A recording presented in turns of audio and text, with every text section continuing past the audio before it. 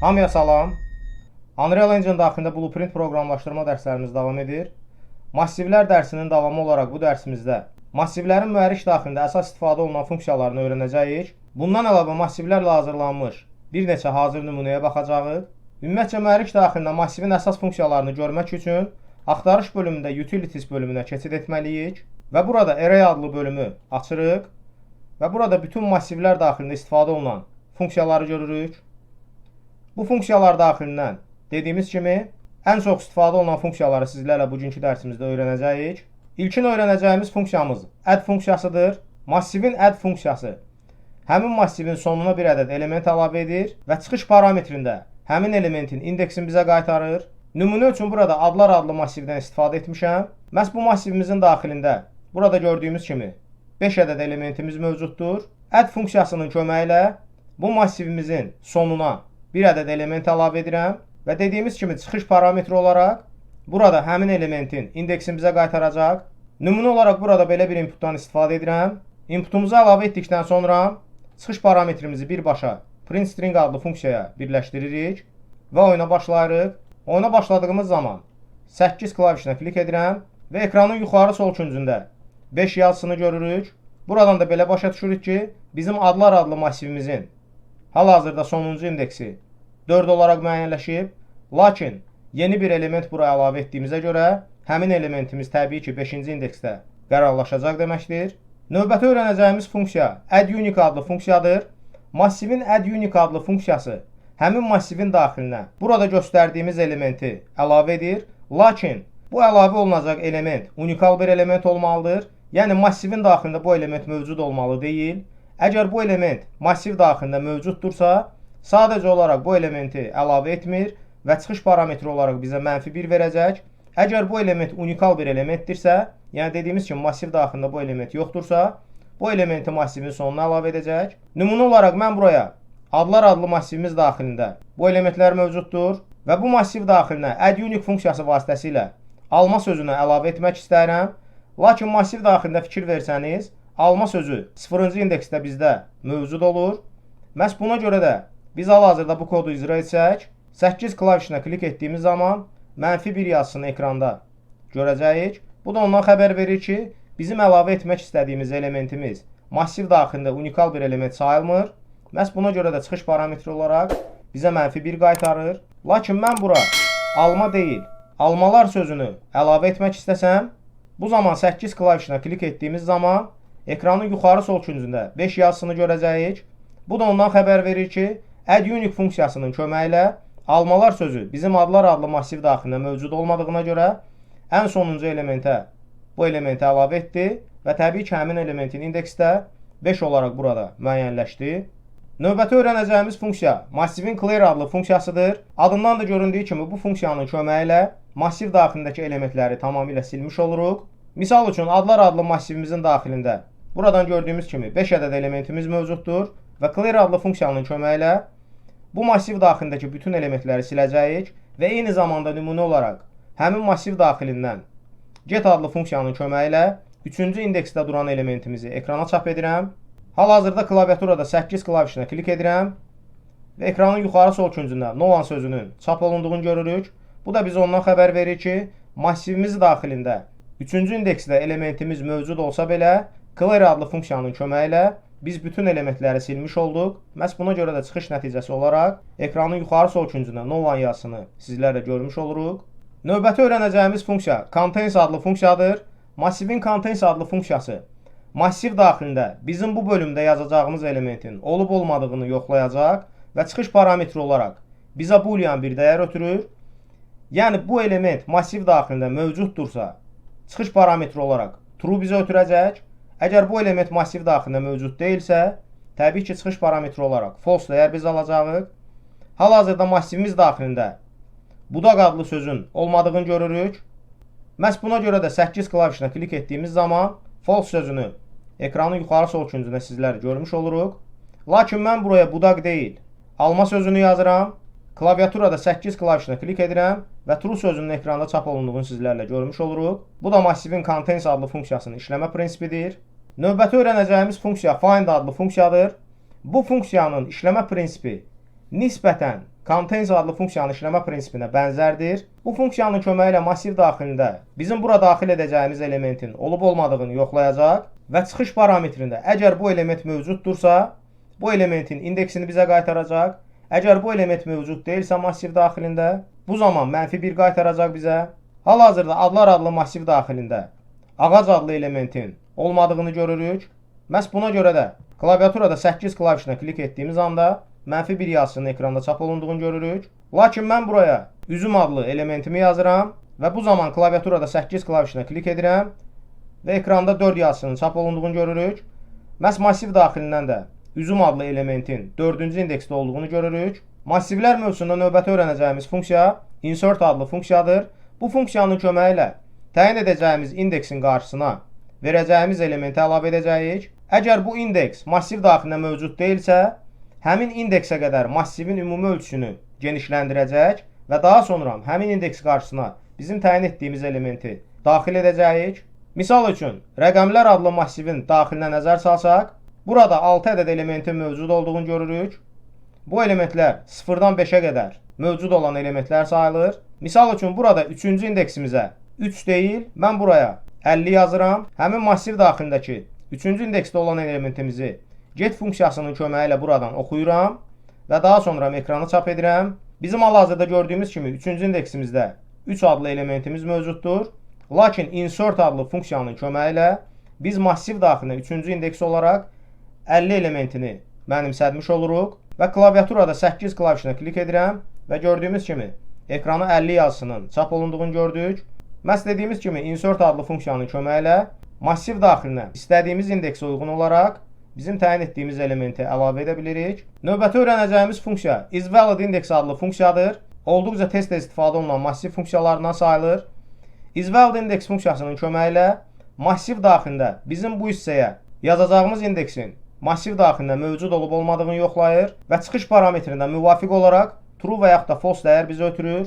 Əgər təbii ki, bu indeks massiv daxilində mövcuddursa, çıxış parametrində true ötürəcək bizə, əks təqdirdə false ötürəcək. Bizim adlar adlı massivimiz daxilində 5-ci indeksin mövcud olmadığını görürük və mən 8 klavişinə klik edirəm.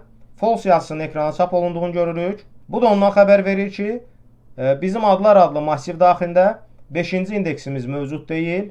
Məhz buna görə də isValidIndex adlı funksiyanın köməyi ilə çıxış parametrində false nəticə əldə edirik. Lakin mən buraya 5-ci indeks deyil, 3-cü indeksi daxil etsəm, bu zaman hazır nəticəyə baxsaq, 8 klavişinə klik etdiyimiz zaman true yazısının ekranda çap olunduğunu görürük. Yəni buradan da belə başa düşürük ki, bu indeks artıq bizim massiv daxilində mövcud indeksdir. Növbəti öyrənəcəyimiz funksiya lastIndex adlı massivin funksiyasıdır. Bu indeks adından da göründüyü kimi massiv daxilində mövcud olan sonuncu indeksi çıxış parametri olaraq bizə qaytarır. Təbii ki, integer tipində. Bizim rəqəmlər adlı massiv daxilində sonuncu indeksimizin 5 olduğunu görürük və lastIndex adlı funksiyanın köməyi ilə bu sonuncu indeksi ekranımıza çap edirik və klaviaturada 8 klavişinə klik edirəm və həqiqətən də ekrana 5 yazısının çap olunduğunu görürük. Massivin növbəti öyrənəcəyimiz funksiyası length adlı funksiyadır. Bu funksiyanın köməyi ilə massivin ümumi uzunluğunu müəyyənləşdirə bilirik. Yəni massiv daxilindəki bütün elementlərin sayını çıxış parametri olaraq integer tipində bizə qaytaran xüsusi bir funksiya sayılır. Bu funksiyada mühərrik daxilində massivlər mövzusunda sıx-sıx istifadə olunan funksiyalardan biri sayılır. Hal-hazırda adlar adlı massivimizin daxilində 5 ədəd elementimiz mövcuddur və klaviaturada 8 klavişinə klik edirəm. Ekranın yuxarı sol küncündə 5 yazısının çap olunduğunu görürük. Bu isə bizə length funksiyasının köməyi ilə massiv daxilindəki bütün elementlərin ümumi sayını bizə təyin edir. Növbəti öyrənəcəyimiz funksiya removeIndex adlı funksiyadır. Adından da göründüyü kimi bu funksiyanın köməyi ilə bizim bu hissəyə daxil etdiyimiz indeksi həmin massiv daxilindən siləcək deməkdir. Misal üçün, adlar adlı massiv daxilində ikinci indeksimizdə banan sözünü görürük və daha sonra həmin massivimizin daxilindən get adlı funksiyanın köməyi ilə ikinci indeksdə duran elementimizi ekrana çap edirik. Massiv daxilində ikinci indeksdə banan sözünü burada sizlərlə görürük. Lakin klaviaturada 8 klavişinə klik etdiyimiz zaman ərik sözünün ekrana çap olunduğunu sizlərlə görürük. Məhz buradan da biz belə başa düşürük ki, removeIndex adlı funksiyanın köməyi ilə dediyimiz kimi burada bizim təyin etdiyimiz indeksi əvvəlcə silirik və indeksləşmə həmin bu elementdən davam edəcək deməkdir. Müvafiq olaraq ikinci indeksdə duran elementi sildiyimizə görə ondan bir sonraki element həmin elementin yerində gəlib dayanacaq. Məhz buna görə də ekranın yuxarı sol küncündə ərik sözünü sizlərlə çap olunduğunu gördük. Növbəti öyrənəcəyimiz funksiya shuffle adlı funksiyadır.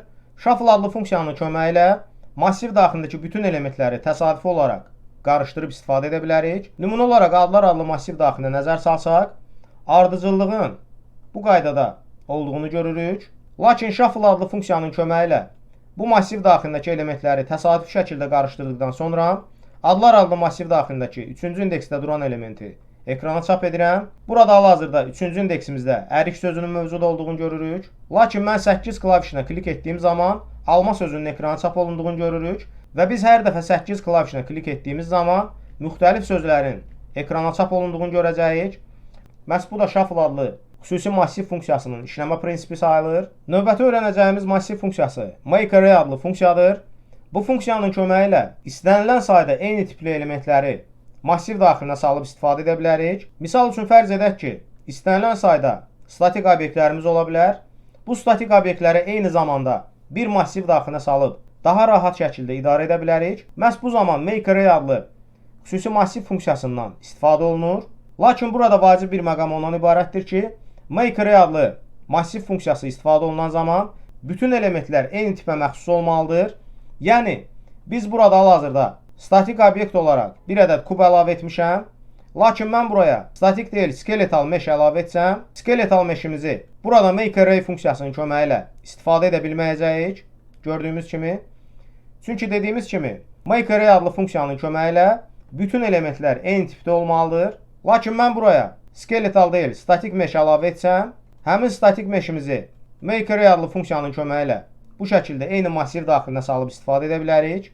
Və buradan da gördüyümüz kimi, çıxış parametri olaraq massiv şəklində həmin elementləri bu funksiya bizə qaytarır. Make array adlı funksiyanın işləmə prinsipinə praktik olaraq sizlərlə ətraflı baxaq. Nümunə olaraq səhnədə 3 ədəd target point yerləşdirmişəm. Buradan gördüyümüz kimi, bu target point adlı komponentləri təbii ki, place actors bölümündən istifadə edə bilərik. Target pointlərimi səhnədə yerləşdirdikdən sonra hər 3 target pointimdən level blueprint daxilində referensimi götürmüşəm və daha sonra bu target pointlər hər biri eyni tipə məxsus olduğuna görə bu target pointləri make array adlı funksiyanın köməyi ilə massiv daxilinə salmışam. Daha sonra massivin get adlı funksiyasından istifadə etmişəm və bildiyimiz kimi massivin get adlı funksiyası bizə burada təyin edəcəyimiz indeksdəki elementi qaytarır. Bu funksiyanın integer adlı parametrindən random integerin range adlı funksiyanı çağırmışam. Məhz bu funksiyanın köməyi ilə massiv daxilindəki təsadüfi indeksdə mövcud olan elementi bizə qaytaracaq. Burada bizim indeks sayımız 0-dan 2-yə qədər olduğu üçün bu funksiyanın min və max diapazonunu bu indeksləşməyə uyğun olaraq həyata keçirdirəm. Daha sonra get adlı funksiyanın çıxış parametrindən getWord transform adlı xüsusi bir funksiyanı çağırıram. Bu funksiya isə bizim səhnədə yerləşdirdiyimiz target pointlər haqqında ümumi transform dəyərləri bizə qaytaran xüsusi bir funksiya olacaq. Daha sonra spawn actor from class adlı funksiyanın köməyi ilə istənilən klası burada spawn edə bilərəm. Nümunə olaraq öz personajımızın klasını burada spawn edirəm. Daha sonra delay adlı gecikmə funksiyasını burada çağırmışam və 0.2 saniyədən sonra burada spawn etdiyimiz klasımızı təbii ki, burada destroy edirik. Bununla da səhnədə yüklənmənin qarşısını alırıq. Və səhnədə hazır nümunəyə baxsaq, mən klaviaturada hər dəfə bir klavişinə klik etdiyim zaman səhnədə mövcud olan 3 ədəd target pointdə hal-hazırda gördüyümüz kimi təsadüfi şəkildə hər dəfə digər bir target pointdə bizim personajımızın klası bu şəkildə spawn olunmağa başlayacaq. Massiv üzərindən son olaraq digər bir sizlərlə nümunəyə baxaq. Bunun üçün bir ədəd point light adlı işıq komponentini səhnədə yerləşdirirəm. Nisbətən işıq mənbəyimizin intensivliyini artırıram və daha sonra bu işıq mənbəyimizdən birbaşa level blueprint daxilinə referensimizi götürürük. Referensimizi götürdükdən sonra bir ədəd input təyin edirik burada. Inputumuzu təyin etdikdən sonra təsadüfi şəkildə hər dəfə biz bu inputumuza müraciət etdiyimiz zaman səhnədə yerləşdirdiyimiz işıq mənbəyinin rəngini təsadüfi rənglərə dəyişəcəyik. Bunun üçün set color adlı funksiyadan istifadə etməliyik. Bu funksiyamızı buraya çağırdıqdan sonra bu funksiya üzərində new light color adlı parametrin köməyi ilə həmin işıq mənbəyimizə istədiyimiz rəngi təyin edə bilərik. Lakin bizim məqsədimiz massivdən istifadə edərək bu işıq mənbəyimizə təsadüfi bir neçə rəngi təyin etməkdir. Məhz buna görə də əvvəlcə bu parametrimizi bir dəyişənin yaddaşına vururuq, promote to variable-un köməyi ilə. Daha sonra bu dəyişənimizi details bölümündən massivə çeviririk və change variable type adlı düyməyə klik edirik. Avtomatik olaraq bizim tək dəyişənimiz mühərrik tərəfindən massivə konvert olunur və daha sonra bu massivimizin get adlı funksiyasını çağırırıq. Çıxış parametrimizi new light color adlı bölümə birləşdiririk və index parametrimizdən yenidən random integerin range adlı xüsusi bir funksiyanı burada çağırırıq. Daha sonra compile düyməsinə klik edirik və massivimizin daxilinə istənilən sayda elementləri əlavə edirik. Mənim nümunəmdə 5 ədəd elementi massiv daxilinə əlavə etdim və hər bir elementimizi istədiyimiz rəng ilə bu qaydada təyin edirik. Rənglərimizi massiv daxilinə təyin etdikdən sonra burada birinci indeksimizin 0-da, sonuncu indeksimizin isə 4 olduğunu görürük. Məhz buna görə də random integerin range adlı funksiyanın ilkin diapazonumuz 0-dan başlayacaq və sonuncu indeksimiz 4 olaraq burada müəyyənləşdiririk. Alınan nəticələri compile və save edirik. Səhnədə hazır nümunəyə baxırıq. Klaviaturada hər dəfə 9 klavişinə klik etdiyim zaman hal-hazırda gördüyümüz kimi bizim işıq mənbəyimiz massiv daxilində təyin etdiyimiz müxtəlif rənglərə boyanmağa başlayır. Məhz bununla da mühərrik daxilində massivlərin ümumi işləmə prinsipini sizlərə izah etdim. Kanalımıza abunə olmağı və videolarımızı bəyənməyi unutmayın. Bugünkü dərsimiz bu qədər. Hamıya uğurlar.